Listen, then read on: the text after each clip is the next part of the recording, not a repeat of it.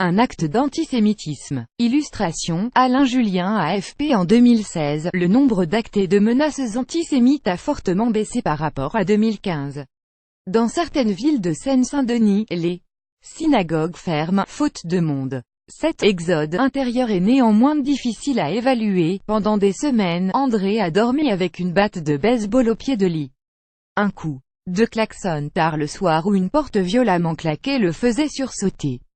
Après les cambriolages, j'étais toujours sur le qui-vive. Avec ma femme, on ne se sentait plus en sécurité chez nous, confie l'énergique septuagénaire en touillant café. Au printemps 2015, appartement a été mis à sac à 2 reprises à quelques semaines d'intervalle. La seconde fois, les malfrats ont laissé un message tracé au rouge à lèvres sur un mur de la chambre d'amis, ne laissant guère de doute quant à leur motivation. Sales juifs, vive la Palestine? Alors, après 40 années passées à Bondy, en Seine-Saint-Denis, le couple a mis les voiles en décembre 2015, direction Villemomble, dans le triangle d'or du département. Plus grand que à lire aussi, Ilst partout. Quelle est la réalité de l'antisémitisme en France aujourd'hui? Si sa femme ne s'y était pas opposée, André, qui se définit comme un juif traditionnaliste mais qui ne porte la kippa que le vendredi pour Shabbat, serait parti en Israël faire Aliyah. En 2016, 5000 départs ont été enregistrés, 8000 l'année d'avant. Les attentats contre l'école juive aux Zaratora à Toulouse, l'épicerie cachée à Sarcelles ou l'hyper-caché de Vincennes ont parfois servi de déclic. Ces attaques ont été un choc évidemment, mais il ne faut pas sous-estimer l'antisémitisme qu'on vit au quotidien. Pendant longtemps, les juifs étaient visés à travers leurs symboles. Aujourd'hui, on s'en prend directement aux personnes, estime Sami Gozlan, le président du Bureau national de vigilance contre l'antisémitisme. BNVCA. Le mur d'André, collection personnelle, et André baisse du nombre d'actes antisémites en 2016 si on s'en réfère au service de protection de la communauté juive SPCJ, qui s'appuie sur les données du ministère de l'Intérieur. Les agressions physiques ou verbales à caractère antisémite ont fortement baissé en 2016, 355 actes et menaces ont été recensés contre 808 l'année précédente. Mais l'année 2015, celle des attentats, a été marquée un pic d'actes racistes, aussi bien antisémites qu'anti-musulmans. Depuis l'an 2000 et la seconde intifada, les agressions physiques et verbales antisémites n'ont eu de cesse d'augmenter, marquées par des pics suivant le rythme de l'actualité. La Halimi, l'affaire Dieudonné, les manifestations pro-Gaza en 2014. D'autant que ces chiffres restent probablement sous-estimés car ils ne s'appuient que sur les plaintes, plus grand que. À lire aussi Une matinée en enfer pour une famille juive à Livry-Gargan. Surtout, certaines affaires, à l'instar de l'agression de la famille Pinto en septembre dernier à Livry-Gargan, en Seine-Saint-Denis, ont distillé un fort sentiment d'insécurité au sein de la communauté. Le couple de septuagénaires et leur fils ont été frappés et ligotés pendant que des cambrioleurs mettaient à sac leur maison. Vous êtes juif, donc où est l'argent, leur aurait lancé l'une d'eux. Malgré la mise en examen de 5 suspects mi-novembre, Roger Pinto envisage de vendre le pavillon. J'hésite parce que ça voudrait dire qu'ils ont gagné et ça, je le refuse. Mais il faut bien avouer qu'on ne se sent pas en sécurité, chaque pièce nous rappelle ce qu'on a vécu. Exode intérieur. Si la famille Pinto hésite, d'autres ont sauté le pas.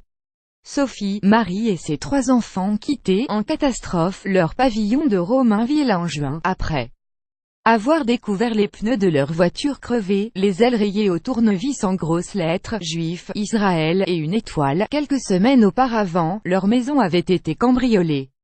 Ils vous ont repéré, partez. Leur aurait même conseillé la police.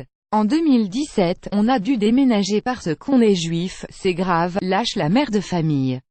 Après avoir vécu 3 mois chez les parents de Sophie, la famille a retrouvé un appartement dans une banlieue plus calme de Seine-Saint-Denis. Le nouveau logement est plus petit, plus cher aussi. J'ai l'impression de recommencer ma vie à zéro, on n'a plus rien.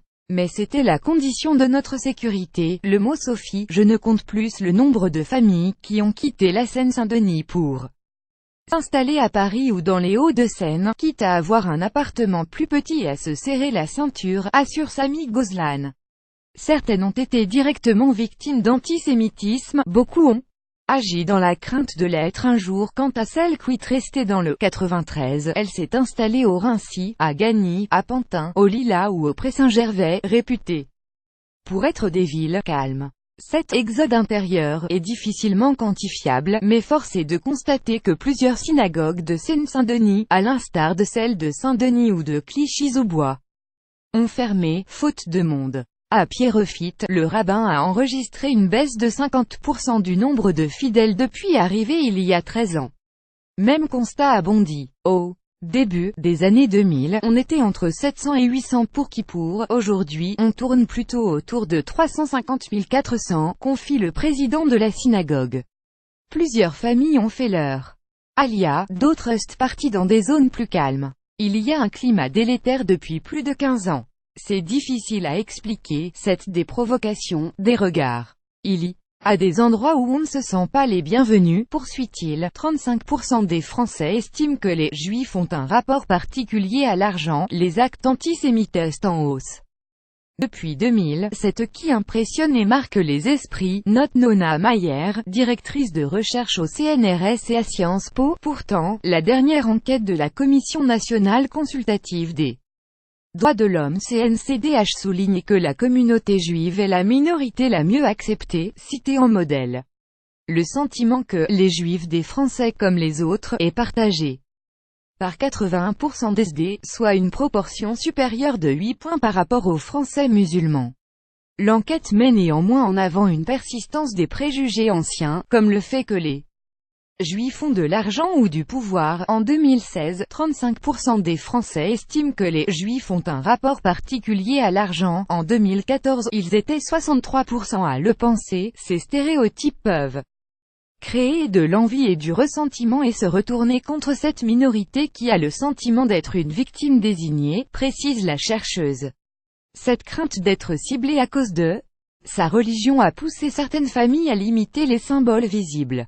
Comme de plus en plus de Juifs, Jonathan, lycéen de 17 ans et fils du rabbin de Bondy, ne porte plus la kippa dans la rue depuis février, après avoir été violemment agressés avec frère aîné. Selon leur récit, consigné dans une plainte, ils ont été pris à partie alors qu'ils étaient à un feu rouge, insultés, sale juif, tu vas crevasse, puis victime de queue de poisson. Lorsque les deux frères s'arrêtent, le conducteur, rapidement rejoint par des amis, les frappe et les menace avec une scie qui se trouvait dans le coffre. Le lycéen a écopé de 21 jours d'ITT, frère d'une quinzaine de jours, mais leur plainte a été classée sans suite, par manque d'éléments. Depuis cette affaire, Jonathan est convaincu d'une chose, dès qu'il sera suffisamment grand, il quittera Bondy, peut-être même la France. Pour aller où? Ailleurs, mais je ne sais pas encore où. Tous les prénoms ont été changés à la demande des intéressés.